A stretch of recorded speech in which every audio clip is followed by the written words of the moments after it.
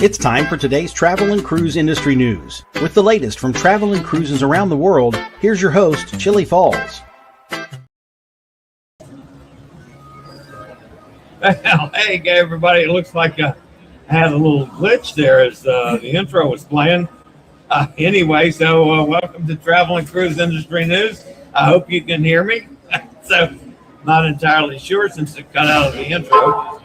Anyway, this is the 20th day of February, 2026. This will be the last show coming from the Grandiosa as we get off tomorrow.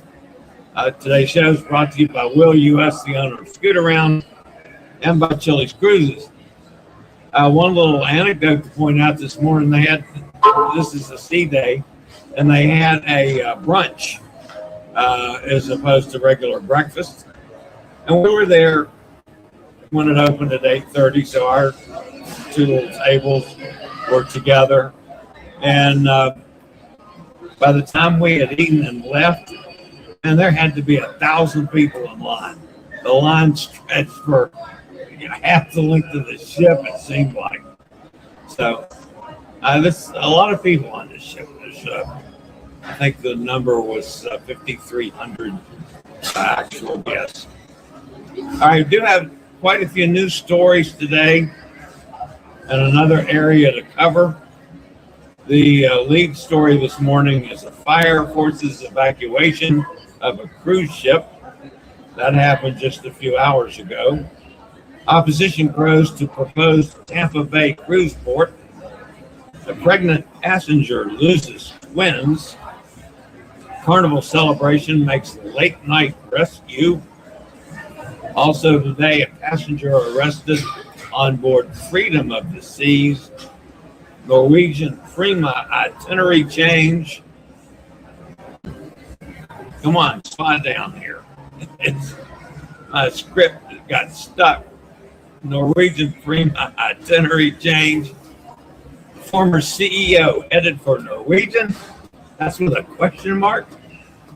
This one looks a little suspicious to me. P&O confirms Seasons Airlines and Jeffrey Epstein in the cruise world. That and lots more here at 11 o'clock this morning on Travel and Cruise Industry Podcast.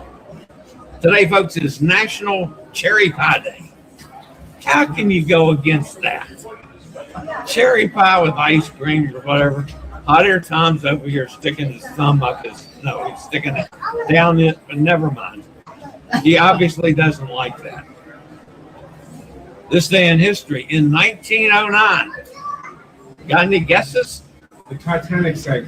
Yeah, no. The Hudson Motor Car Company was founded in Detroit, Michigan. That later went on to become Packard. I don't know if that was a truth or not. For podcast version, you can always access the podcast via my blog, which is accessadventure.net, or wherever you get your podcasts from. Search for Travel and Cruise Industry News, and up pops the old fat guy. All right, we do have an issue to discuss before we get to the news today, and that is Miami this weekend. If you're sailing out of Miami, you need to pay attention to this one, folks. Both road construction and terminal construction are impacting traffic in downtown Miami and the port area. Plus, this weekend, we'll see 8 ships on Saturday and 8 ships on Sunday, including 2 of the world's largest ships, Icon of the Seas and World America. In total, counting both debarking and embarking guests, you're looking at like 135,000 people going through the port of Miami this weekend. Traffic, folks, is going to be a nightmare no matter what you do. So please allow sufficient time and check your impatience at home before you leave. So it's going to be dicey, to say the least, in Miami this week. All right, I'll be back with today's news. after a quick break from one of those fine network sponsors. I'll be right back. Thank God I'm not going to be in Miami this weekend. All right, guys, let's get started with some news today. Where is the lead story? That's another good question. There it is. All right, we're going to start off with the fire this morning. A crew member has died and several passengers required medical attention after a fire broke out aboard the cruise ship World Legacy in the early hours of Friday morning while the vessel was approaching Singapore. According to Maritime and Port Authority of Singapore, the fire originated in a lounge area on Deck 9 at approximately 4 a.m. Singapore time. Emergency response teams, including marine firefighters from the Singapore Civil Defense Force, were deployed to the scene and successfully extinguished the blaze. At the time of the incident, the ship was carrying 271 passengers and 388 crew members. All passengers were safely evacuated from the vessel. 4 passengers were transported to a hospital for further medical evaluation, while no additional serious injuries among passengers or crew were reported. One Indonesian crew member lost his life as a result of the incident. A proposed new cruise port in Tampa Bay is facing intensifying opposition as petition signatures surge and Florida lawmakers introduce legislation that could stall the project. Developers are exploring plans to build a new port on the 328-acre Knot Cowan Tract in Manatee County, with a potential purchase of nearby Rattlesnake Key. The project would allow the world's largest cruise ships, currently unable to pass beneath the Sunshine Skyway Bridge, to sail from the Tampa area for the first time. However, resistance is growing. A Change.org petition opposing the development has climbed from just over 6,000 signatures in January to nearly 19,000, with supporters citing environmental concerns. Critics argue that dredging and increased ship traffic could damage marine habitats, nesting birds, coral reefs, and fish nurseries, while also threatening manatees and impacting local tourism, fishing, and boating industries. Lawmakers target dredging restrictions. In a significant development, Florida State Senator Jim Boyd filed legislation on February 18, 2026, aimed at tightening dredging restrictions in waters surrounding the proposed site. The area falls within the Terra Sea Aquatic Preserve, a protected marine environment focused on habitat restoration and water quality. The proposal would limit dredging to narrow circumstances, such as improving human health by addressing stagnant water, and would require safeguards to prevent harm to the preserve's ecosystem. Because mega ship berths typically require depths of up to 50 feet, and cruise ships generally need 25 to 50 feet of water to dock safely, the restrictions could pose a major hurdle for developers. Project still in early stages. Despite growing opposition and potential legislative barriers, the cruise port remains in the conceptual and fact-finding phase. Developers say the bill will move through the standard legislative process alongside zoning reviews and entitlement considerations tied to the Knot Cowan property. It remains unclear when the proposal will go to a vote, but the battle over a new Tampa Bay cruise port is quickly becoming one of the region's most closely watched development debates. Planning a trip to Anaheim, LA, or Disneyland in the next few months? Enjoy your trip hassle-free with a mobility scooter or wheelchair rental. Book by February 28, 2026 to save big. Anaheim and LA rentals are 15% off when you book by February 28, 26. Use code CAWINTER or SRN11137. Rent now or call 1-888-441-7575.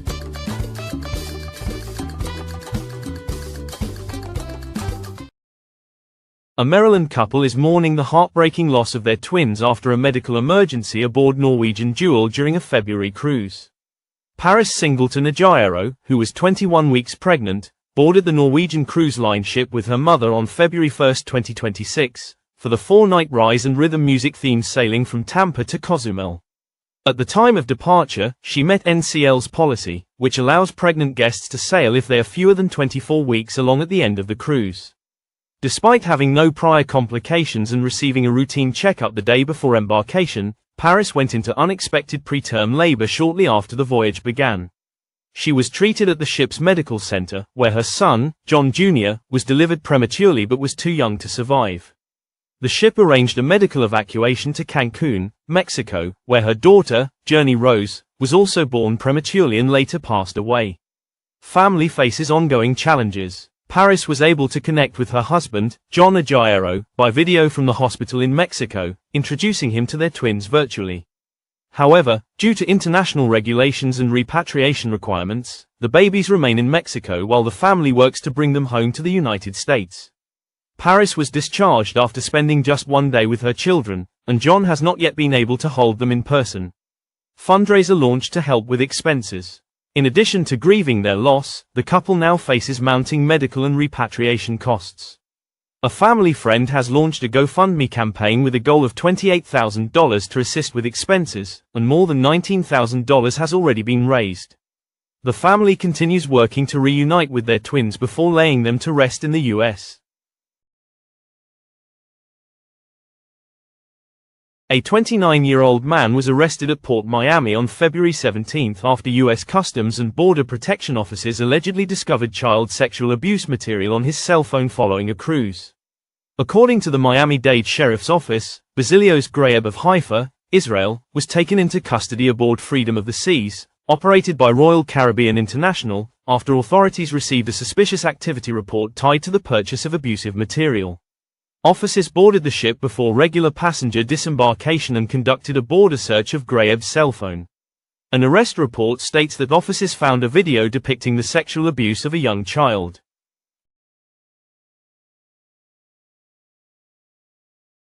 Norwegian Prima's June 17, 2027 departure from Reykjavik is dropping 2 ports of call in Norway.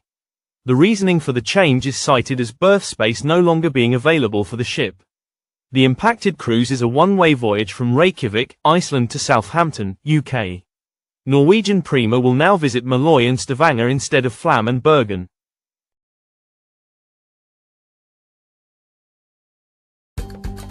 We're offering VIP savings on all scooter and wheelchair rentals in Las Vegas this winter. Book a mobility equipment rental by February 28, 2026 for discounts.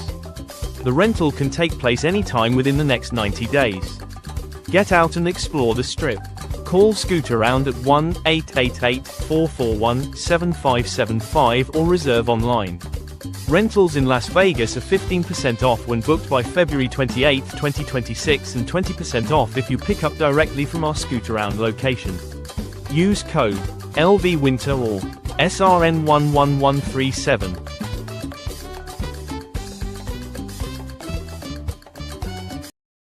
Cruise industry veteran Adam Goldstein, who held executive positions with Royal Caribbean for more than 3 decades, appears poised to bring his expertise to Norwegian Cruise Line Holdings, NCLH.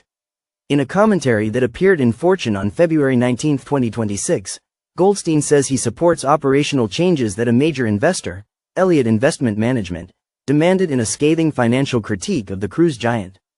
Goldstein, in his commentary, shares that he is now working with Elliott to restore Norwegian to its rightful place as an industry leader.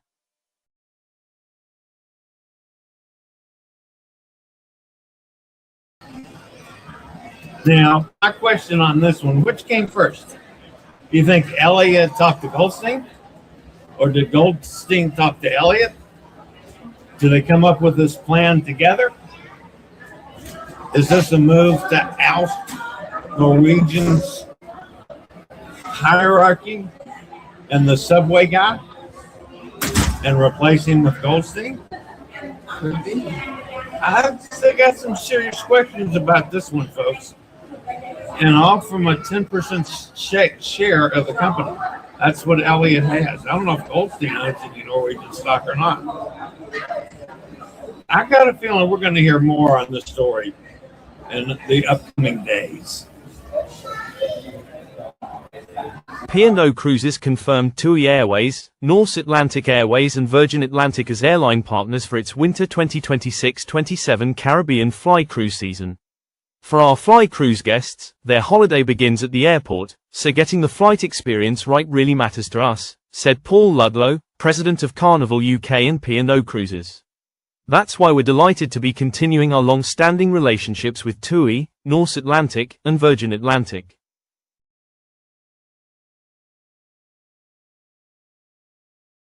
Newly released documents from the Epstein files show disgraced sex offender Jeffrey Epstein maintained close relationships with prominent figures connected to Royal Caribbean. These figures include former Royal Caribbean board member Tom Pritzker and cruise industry mogul Philip Levine, whose company held an exclusive partnership with Royal Caribbean. Epstein, along with his former associate and lover Ghislaine Maxwell, maintained relationships with Pritzker and Levine that spanned decades and continued after Jeffrey Epstein's conviction in 2008, which required him to register as a sex offender. The files reveal that Pritzker invited Epstein aboard a Royal Caribbean cruise ship in 2011 and that a victim alleges she was taken off a Royal Caribbean ship in the U.S. Virgin Islands and trafficked to Epstein's private island.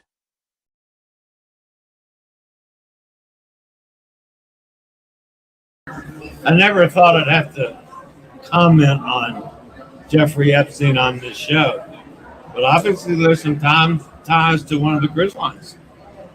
And if that in fact gets proven and the information that came from the victim is true, somebody needs to pay the price for what they did. Sorry about that, folks. We have the equipment you need to stay mobile. Whether you need a wheelchair, scooter, power chair, rollator, oxygen, or other pieces of mobility equipment, Scoot-Around, powered by Will, can help. Well, sorry, that was breaking up terribly. All right, that's going to put an end to the news portion of today's show.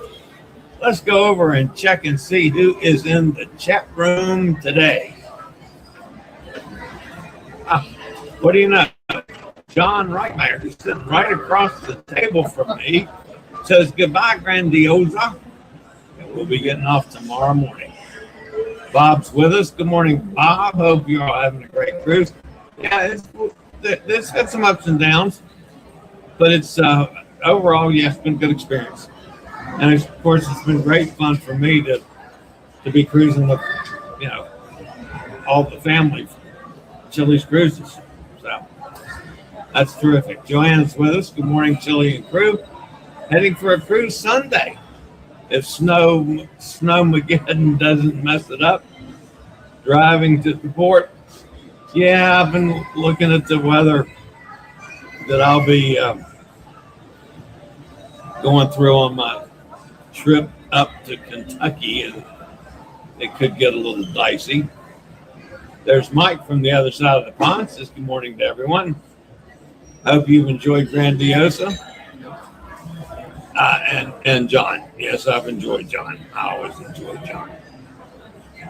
And I would, to be perfectly transparent on that, Cindy said she would not come back to the Grandiosa. I probably would. John wouldn't. I find the staff here to be outstanding. I haven't had problems with the food. I've rather enjoyed most of the meals. The bar service has been good. There's still some issues that need to be worked out on the ship for accessibility, but they seem to be very much in tune with the fact that this needs to be done. So my biggest issue, which always boiled down to doors, the door into the cabin and out of the cabin, it needs to be a touch plate or touch key plated or something automatic, so you don't have to knock yourself in the arm to get through it if you're trying to do it by yourself. And they're a little bit heavy for a solo person to do it as well. And again, the public restroom doors. They do a good job on this ship on the number of wheelchair accessible stalls and restrooms that are covered. But you still have the same issues with doors making 90-degree turns. It's terrible. So that whole system needs to be overhauled, I think. And they need to go to strictly touch type doors. So that's my thought.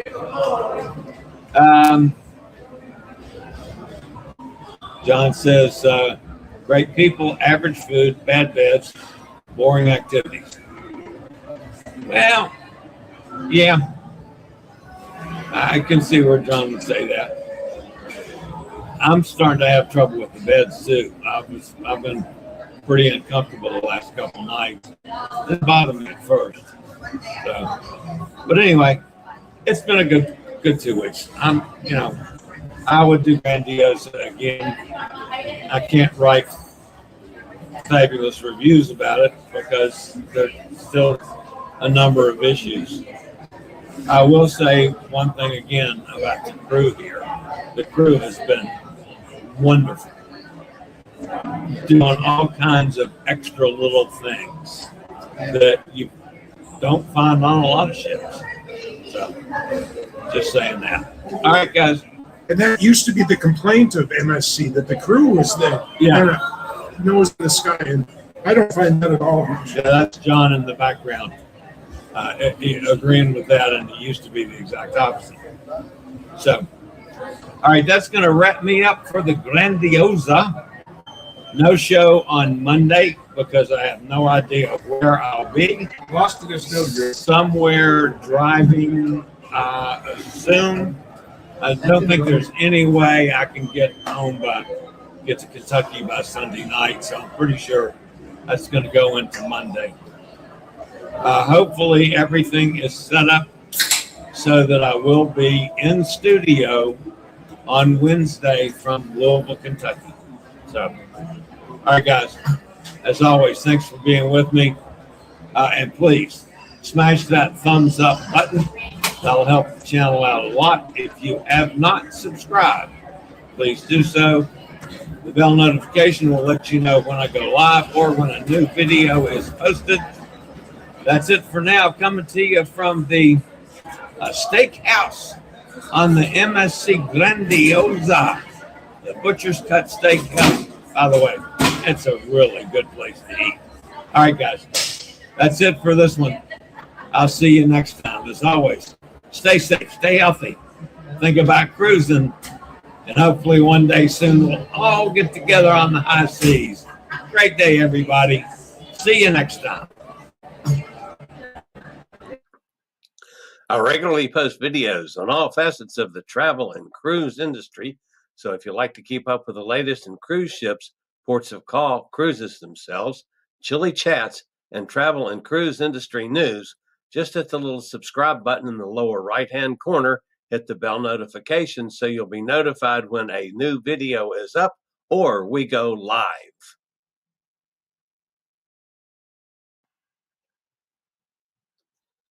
This video was produced by Chillie's Cruises.